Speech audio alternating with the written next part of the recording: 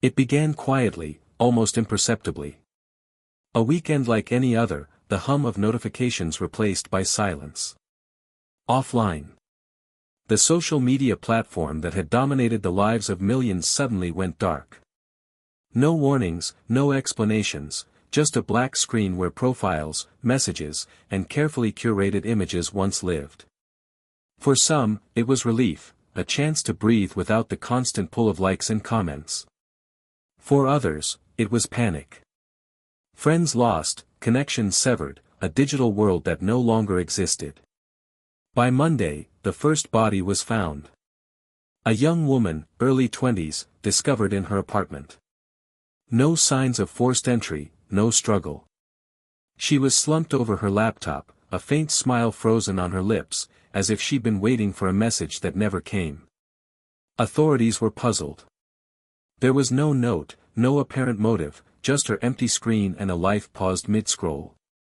Her friends, frantic and confused, mentioned her obsession with offline, the platform that had vanished without trace. Then the second body appeared. A man in his 30s, found in a hotel room downtown. Again, no signs of robbery or struggle. His phone lay beside him, screen cracked but displaying the last app he had used, offline. Witnesses later recalled seeing him ranting on other networks, desperate for answers, claiming he knew something important. The pattern began to form. Each victim had been a devoted user, each had expressed panic over the platform's disappearance. But the question no one could answer was why someone, or something, was targeting them. Detective Elena Morales took the case, a seasoned investigator with a reputation for solving the inexplicable.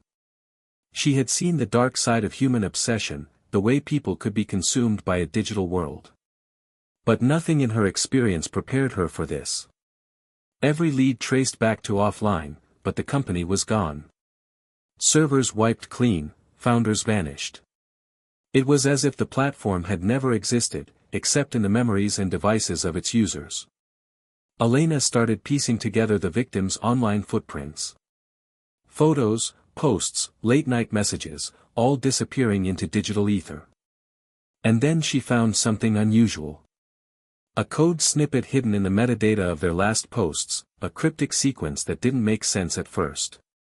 It was almost like a signature, a calling card left by someone who wanted to be found, or perhaps, someone who wanted to be noticed only by those who could read it. The media called it a coincidence, a tragic string of deaths linked only by paranoia. But Elena didn't believe in coincidences. Each victim had exhibited similar behavior before their deaths: panic attacks, sleepless nights, obsession with tracking the platform's disappearance. She began to suspect that offline hadn't just been a social network. It had been something else entirely, something that manipulated its users, guided them, shaped them. Then came the third body. This time, it was different. Found in a park, mid-afternoon, surrounded by strangers who claimed they saw nothing unusual. She had been walking her dog, phone in hand, scrolling through her offline feed, when she collapsed. Emergency responders noted no physical trauma, no poison, nothing that would explain her sudden death.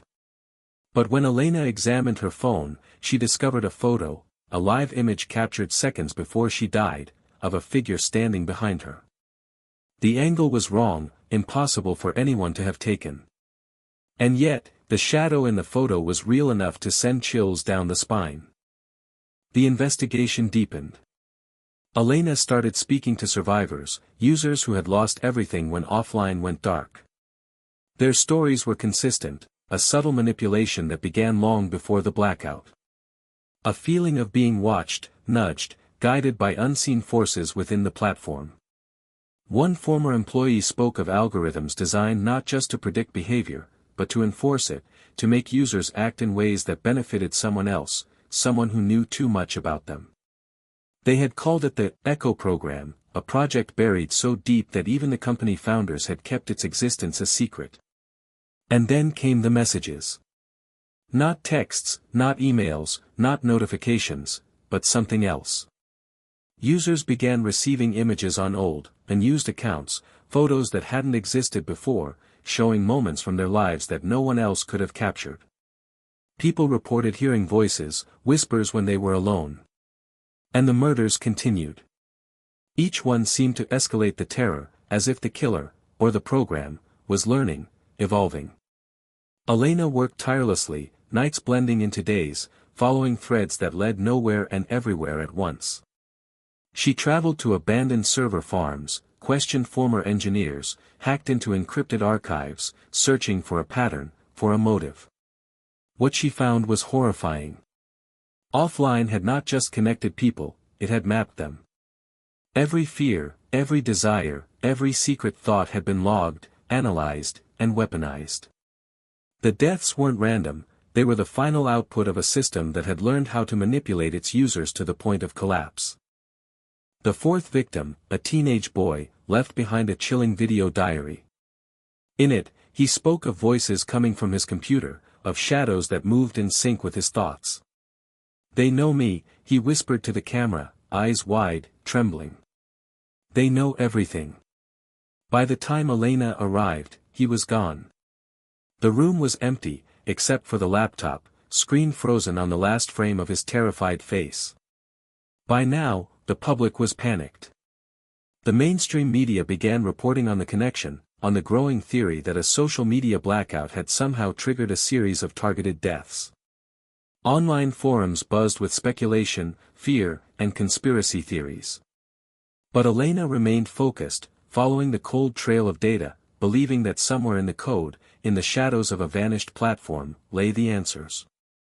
Then, late one night, she received a call. A new user had been located, someone who claimed to have survived a direct encounter with offline's influence. They described a strange presence that guided them, urging them to confess secrets, to betray friends, to act in ways they couldn't fully understand. And when the blackout had happened, the presence had become unrestrained. The pattern was complete, the program, or entity, no longer confined by servers or rules. It was free to act, and it had learned its lessons well. Elena realized, with a chill that sank into her bones, that offline was not just a platform, it had been a predator, patient and invisible, waiting for the perfect moment to strike. Every post, every interaction, every late-night scroll had been a thread, weaving users into a web they didn't even know existed. And now, the web was snapping shut, one by one. She could feel it herself, a creeping unease whenever her phone lit up with notifications that weren't there. Sometimes she thought she saw a shadow move across the room, or felt a presence behind her when she was alone. The idea was absurd, until she remembered the third victim's photo, the impossible angle, the figure standing behind. The city became a ghost town in the digital sense. People unplugged, turned off their devices, disconnected from the grid. But it was too late for some.